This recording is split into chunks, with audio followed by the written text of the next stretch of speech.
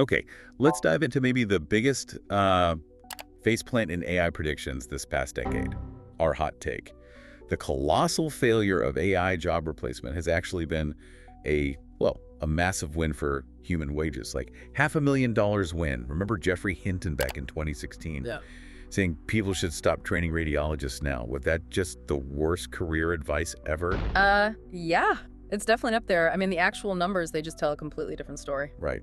Welcome, by the way, to the Swetlana AI podcast, episode 257. If you get a kick out of watching super hype tech, stumble spectacularly, definitely hit like and subscribe. Please do. Today, we are tackling the radiology paradox. It's this field, highly digital, all about patterns that AI was supposed to just own. Yeah, tailor-made, you'd think. We're going to unpack why these algorithms, even the ones that ace the tests, are kind of, failing in the real world, and what the lawyers have to say about it all. All right, so let's hit the shocking part first, the numbers. Hinton says stop training in 2016, but now, 2025, we've got a record number of radiology residency spots, 12,208. That's up 4%. Wow. And the average pay, it's climbed to $520,000. Get out of here. Seriously, a 48% jump since 2015. So, yeah, so much for the robots taking those jobs. That's actually insane. And you're right, radiology should have been the perfect target. Digital images, clear benchmarks.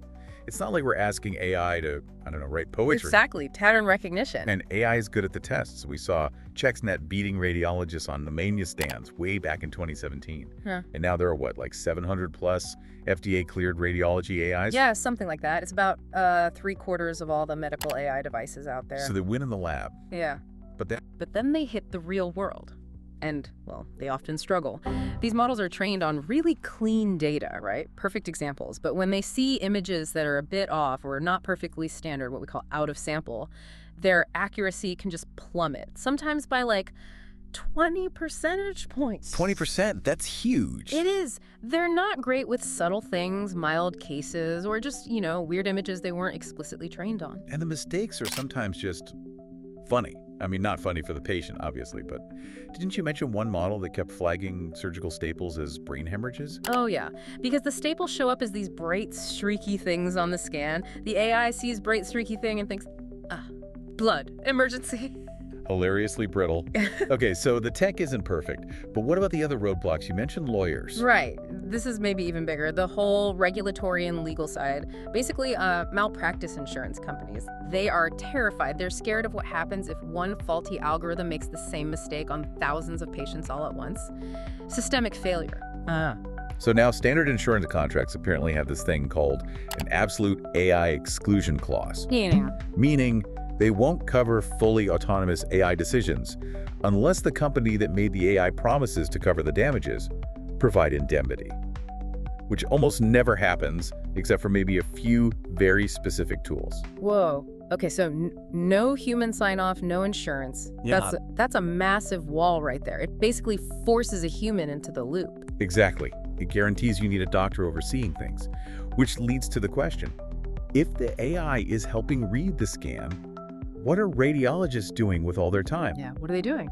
Turns out reading the images is only about 36% of their job. Only 36%. Yeah. The rest is talking to patients, consulting with other doctors, teaching residents, managing protocols, quality control, a whole bunch of stuff. So when you make the image reading cart faster... You don't get rid of the radiologists, you just free them up to do more of the other stuff. It's like the Jevons paradox. Right. Efficiency makes the resource cheaper or faster, so demand goes up. Precisely. There was this example from Vancouver General Hospital. They digitized imaging, productivity soared almost doubled in some cases. Did they fire people? Hell no. Demand for scans went up 60% because doctors could get results faster, so they ordered more tests. The radiologists got busier. So the AI becomes a tool, a collaborator, but it actually increases the human workload. That's wild. It is. And there's a cautionary tale here, too. Remember CAD, computer-aided diagnosis for mammograms back in the 90s and 2000s? Vaguely. What happened? Well, it was supposed to help doctors spot cancer, but the early AI was pretty basic. Clinicians started relying on it too much, maybe over-trusting it. The result? About 20% more unnecessary biopsies. Oh, wow. But no actual increase in cancer detection rates. Doctors actually performed worse with the AI assist than they did without it because they deferred too much. Yikes. Okay, so lesson learned. Don't blindly trust a machine. especially a primitive one. Pretty much. So the big takeaway here isn't that AI radiology tools are useless. They're not.